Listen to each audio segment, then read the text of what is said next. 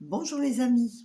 Voilà, aujourd'hui, je vais vous parler de la relation entre l'astrologie, les planètes utilisées et les centres énergétiques qu'on appelle habituellement les chakras.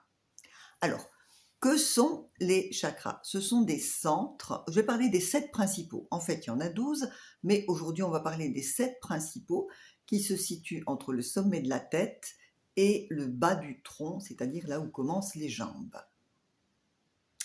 Les chakras, ce sont en fait des portails énergétiques, c'est-à-dire des endroits en énergie subtile, de l'énergie de la même densité que les émotions et les sentiments, qui ne sont donc pas mesurables, palpables, on ne peut pas les reproduire en laboratoire. Néanmoins, tout le monde les ressent, on ressent bien ces sentiments et ces émotions. Ben, c'est pareil, on peut ressentir nos chakras ou ceux éventuellement des autres si on s'en approche, parce que c'est quand même, ils sont très liés au corps, ils sont vraiment, ils touchent le corps physique et ils rayonnent un peu comme des bouées quelque part, ou comme des anneaux successifs. Alors, on va commencer par le... Non. Au départ, quand un être humain est en forme optimale, sur le plan subtil, il a un grand tuyau de lumière blanche qui le traverse du sommet de la tête, qui rentre par les fontanelles et qui ressort justement entre les jambes. Et pourquoi on attribue les couleurs aux différents chakras? Mais c'est justement exactement comme l'arc-en-ciel, la décomposition de la lumière, et chaque étage, chaque chakra a un type d'énergie spécifique qui vont régir certaines fonctions, certains types de sentiments ou de sensations, de perceptions. Alors, je commence par le premier qu'on appelle le chakra racine. Il se situe au niveau des organes sexuels et des organes excréteurs. On lui attribue la couleur rouge et c'est celui, s'il fonctionne bien, si l'énergie est harmonieuse dans ce centre-là, l'individu se sent en sécurité sur Terre. Il a une forme d'anneau, mais il est aussi pas comme un parapluie, en forme de V. Il nous relie à l'élément, au sol. Voilà. Normalement, l'énergie, quand tout va bien, doit circuler de cet endroit vers le sol et puis remonter et avoir un échange entre le sol et ce centre-là. D'ailleurs, les gens qui sont dans la nature vont se sentir souvent plus en sécurité que les autres. C'est justement cette déconnexion avec la terre, avec le sol, qui occasionne souvent un sentiment d'insécurité. Parce que chez nous, dans nos civilisations où on n'est plus très en contact avec la nature, ce qui dépend aussi de ce chakra-là, c'est l'argent. Donc, quand on a peur de ne pas avoir assez d'argent, eh ben, on va avoir des soucis ou des perturbations au niveau de cet élément-là.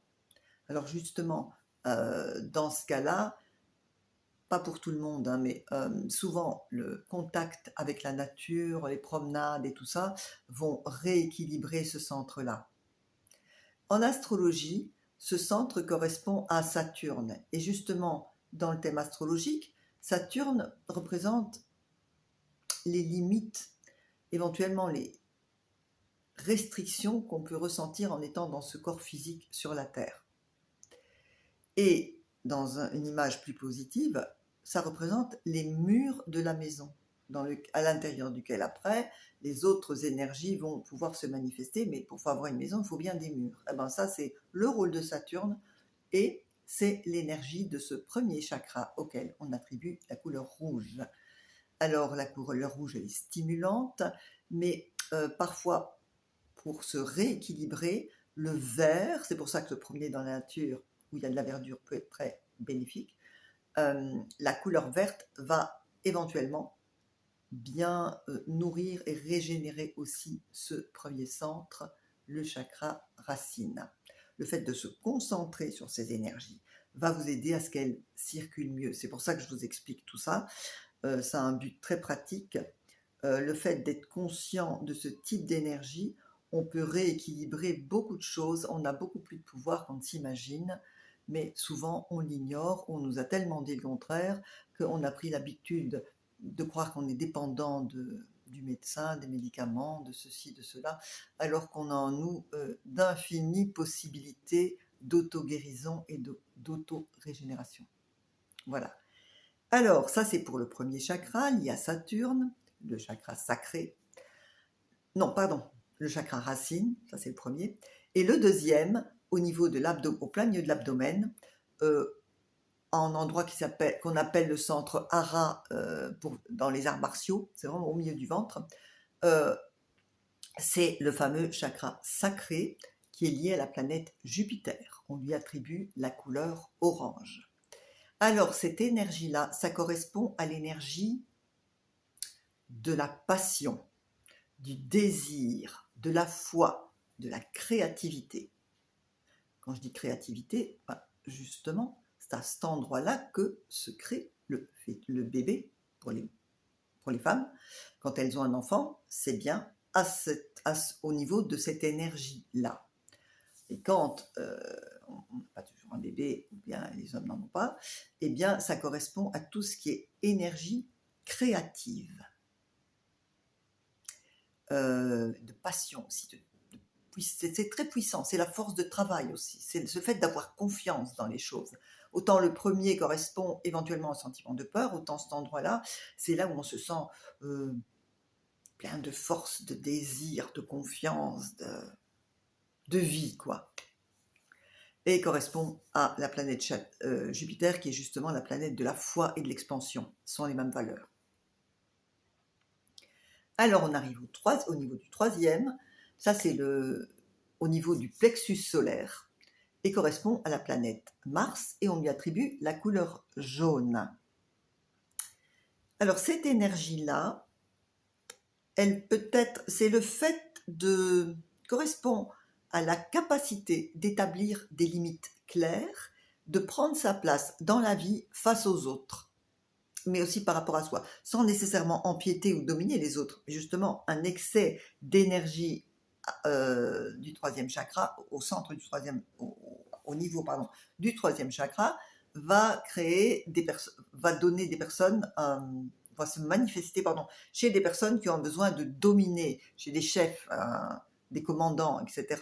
Donc, le tout est de trouver la limite. Et par contre, les personnes qui ne savent pas s'imposer, qui se sentent toujours un peu débordées ou envahies par les autres et qui ne savent pas bien mettre leurs limites, qui sont trop sensibles, qui sont trop réceptives, elles ont éventuellement des difficultés au niveau de ce centre, de ce chakra du plexus solaire.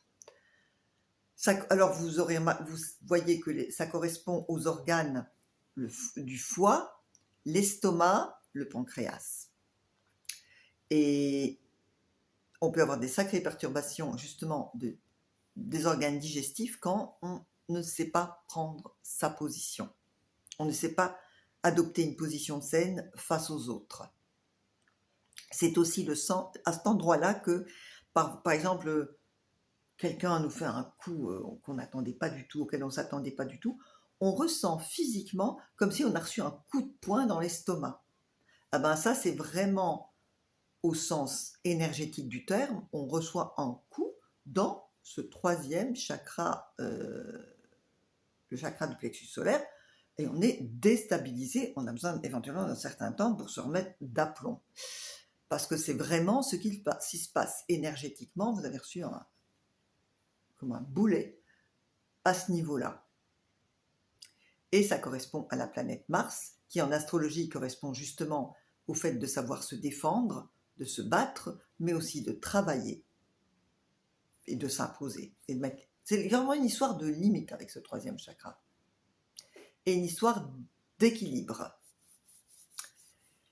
Alors, on arrive au niveau du quatrième, au niveau du cœur.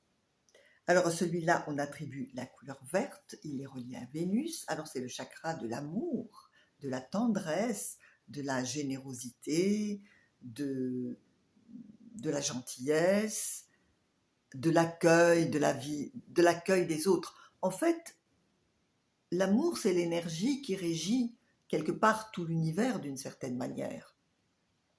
C'est une énergie normale, naturelle, spontanée, quand les humains ne sont pas perturbés par un tas de programmes ou d'expériences mal vécues. Mais disons, c'est vraiment le flux naturel de l'amour, de la vie, l'amour, qui vient du chakra du cœur. On lui attribue la couleur verte ou rose, qui est la couleur de l'amour. Alors, il est relié aux organes comme les poumons, le cœur, mais aussi les reins. Parce que quand on ne peut pas exprimer l'amour, quand on est triste, pourquoi on est triste? C'est parce qu'on ne peut pas aimer, on ne peut pas exprimer ce flux naturel d'amour et ça se transforme en tristesse et éventuellement en peur qui vont affecter les organes des reins. Parce que les reins sont liés aussi à la planète Vénus. Donc, en positif, c'est la joie, le bonheur, la tendresse, la douceur, l'échange, l'harmonie et tout ça. Et en négatif, c'est la dépression, la tristesse, la peur de la solitude et tout ça, le fait d'être fermé. On se ferme à un moment donné quand on a voulu aimer et pour des circonstances X, on n'a pas pu échanger ou recevoir de l'amour, alors on se ferme. On est une phase très importante du développement de l'humanité où l'humanité est censée passer du centre d'énergie du troisième chakra, donc celui du plexus solaire, et que ce soit le cœur devienne le centre énergétique. Donc il devrait y avoir une montée de vibration en énergie aussi. Donc avant, il était normal pendant des millénaires, de s'imposer, d'être le chef, de commander ou d'être commandé, on était d'un côté ou de l'autre. Et bien maintenant, il nous est demandé de passer à une énergie d'amour pour la terre, pour notre entourage, même si parfois c'est difficile, mais si on se réconcilie avec soi-même, le cœur peut s'ouvrir et rayonner. Et l'énergie du cœur est extrêmement puissante, elle est même nettement plus puissante que celle du cerveau. Maintenant, il y a des études qui le prouvent, c'est vraiment l'amour quelque part qui fait que la vie existe, parce que sinon on n'a pas de raison d'être là. C'est ce qui motive, c'est l'amour sous ses multiples formes. Quand je dis l'amour, on n'est pas du tout limité à l'amour romantique entre deux partenaires uniquement. C'est l'amour des enfants, c'est l'amour de la vie, c'est l'amour des animaux, c'est l'amour tout court qui peut se manifester sous d'infinies formes. Voilà, pour le chakra du cœur. Alors, on arrive au centre très important aussi du chakra de la gorge. Alors, c'est un chakra carrefour celui-là. Il est attribué à Mercure. On lui attribue la couleur bleue ou alors un peu argenté, parfois bleu indigo, enfin ça varie. En tous les cas, plutôt bleu. Et c'est un carrefour très très important parce que au niveau du chakra de la gorge, on a le croisement. Il y a les aliments qui passent par là. Il y a l'air quand on respire qui vient des poumons, qui passe par le nez, on passe aussi par ici. Et puis il y a surtout les cordes vocales et tout ce qui est lié à l'expression verbale. Donc vous voyez à quel point c'est important. C'est vraiment un carrefour. Et c'est marrant parce que c'est lié à la planète Mercure. Et justement, Mercure, c'est le dieu qui relie les différentes communications, les dieux entre eux. C'est le chakra de la communication. Ah ben, c'est celui-là. Alors il est aussi très important parce qu'il va permettre aussi d'exprimer par exemple la créativité du deuxième, donc le désir de créer, de faire des choses, ben, il va s'exprimer souvent par ici, par la gorge, à travers...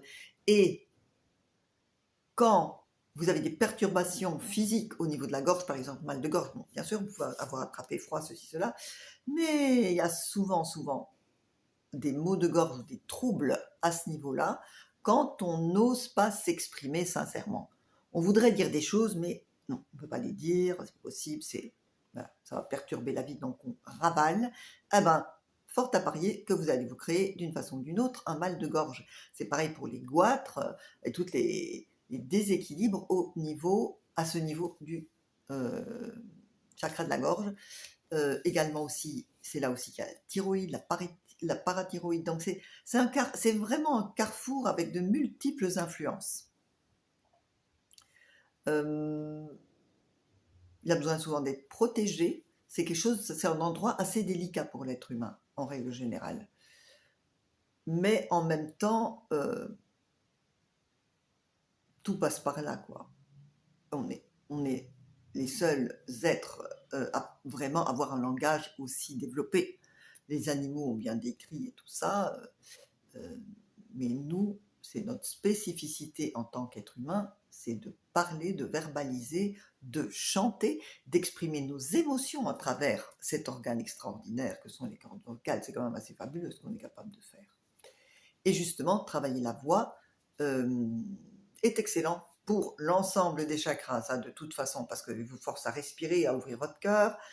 Ils vous apprennent à vous poser, donc le troisième chakra. Ils vous expriment éventuellement la créativité, la passion et les désirs du deuxième. Voilà, c'est très bon tout ça. Le chant, allez, chantez tous, c'est excellent pour la santé physique, psychique et intellectuelle. Voilà.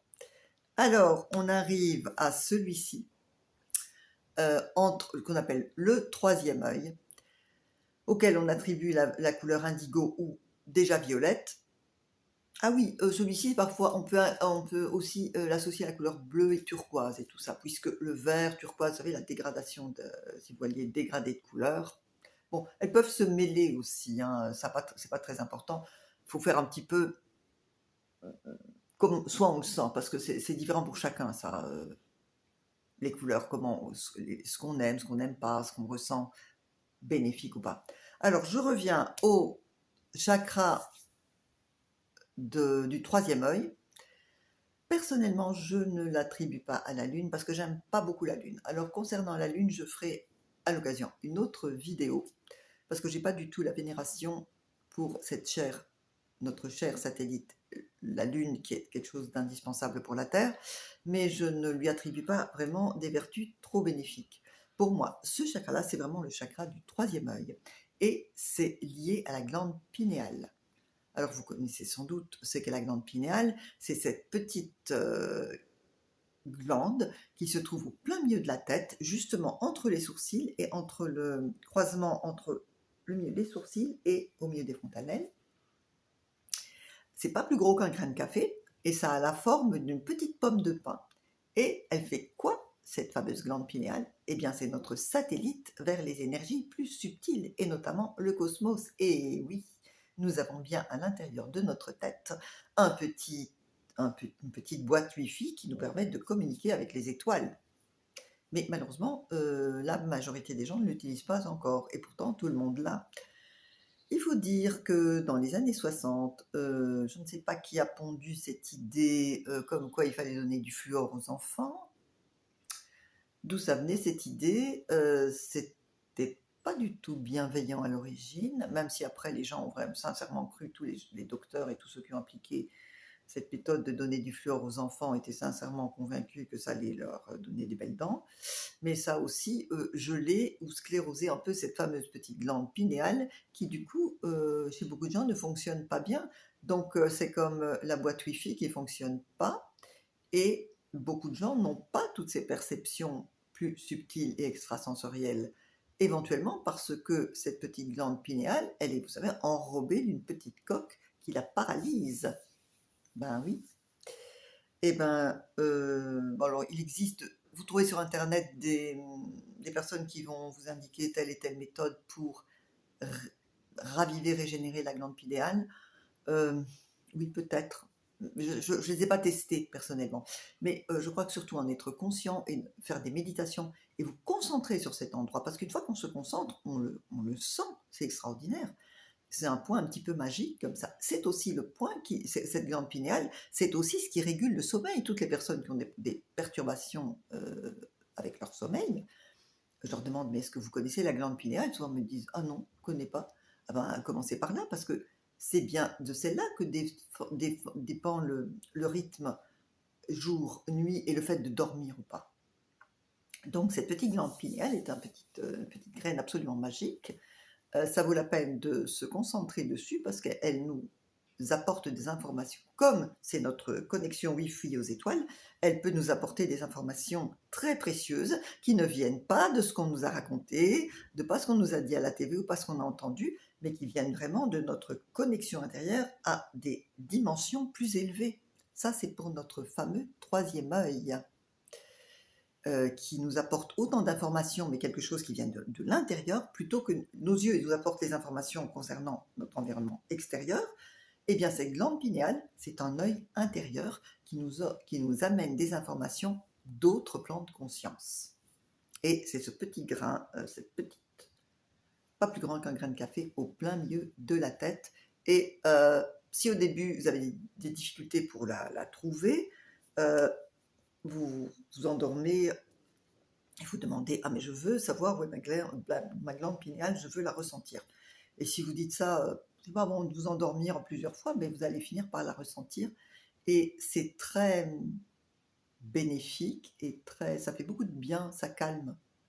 Notamment, ça va aider à stimuler le fameux nerf vague, parce que quand on se sent, comme on a besoin de se sentir en connexion avec le sol, là ça c'est plus facilement compris, le chakra racine, on a les pieds sur le sol et on sent l'énergie qui part entre les jambes vers le sol, et ça nous rassure et ça nous fait sentir un être humain physique sur Terre. Et ben déjà cette petite glande pinéale, comme l'autre chakra, le dernier duquel je vais parler, nous connecte à une énergie plus subtile qui vient de... C'est pour ça qu'avant, dans toutes les religions, on parle du ciel, le ciel, parce que ça nous connecte à des énergies qui vont vers le haut et qui nous élèvent et qui nous transcendent. Alors, on va arriver au dernier centre, enfin le 7e chakra couronne, qui effectivement est comme c'est un peu une forme de calice et réceptionne des énergies plus subtiles, plus élevées. Et c'est vraiment l'énergie spirituelle qui anime l'être. Et elle est largement aussi importante que l'énergie qui vient de la Terre, parce que c'est la fusion des deux qui fait qu'on est en vie. Parce qu'on peut avoir un corps physique, mais la vie qui vient s'installer dans le corps physique, dans le fœtus et puis à la naissance, ben c'est bien l'énergie cosmique spirituelle qui vient se positionner à l'intérieur du corps, et tant qu'on est en vie, on a cette énergie spirituelle, et elle rentre par là, par le 7e chakra.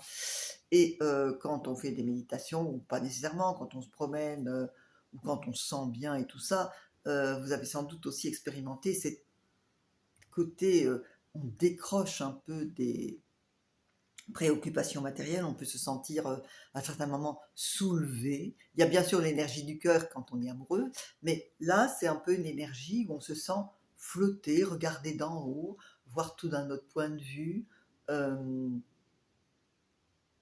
Quand on ressent l'énergie qui coule véritablement comme un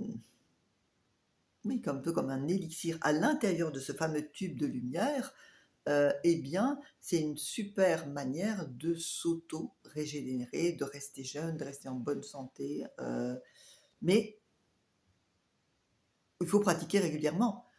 Pas nécessairement toujours via les méditations. Hein. Vous pouvez méditer de 36 manières. Hein.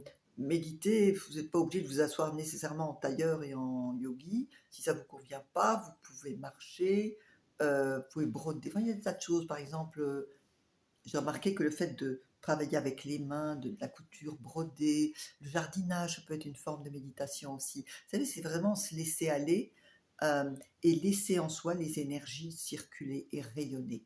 Et passer de l'intérieur à l'extérieur et vraiment circuler. Parce que la vie, c'est la circulation d'énergie. La mort, c'est quand ça s'arrête, quand ça se coupe. Voilà. Et l'énergie du 7e chakra est liée au soleil, c'est bien la source. La terre, c'est la matière qui nous crée, et le soleil, c'est l'énergie qui fait qu'on est en vie à l'intérieur de ce corps. Voilà. Si mes explications vous plaisent, n'oubliez pas de mettre un petit pouce vers le haut. N'hésitez pas à partager, à me contacter. Vous avez mes coordonnées ci-dessous. J'ai aussi écrit le livre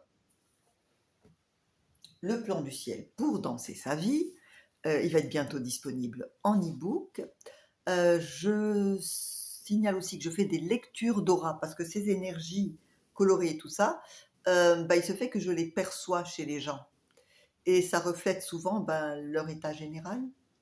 Et sachez que les humains sont bien plus beaux sur le plan astral et énergétique que ne s'imaginent. En général, on croit qu'on est des petites choses, rien du tout, pas trop quoi. Ben non, vous savez, les humains sont des êtres finalement de lumière.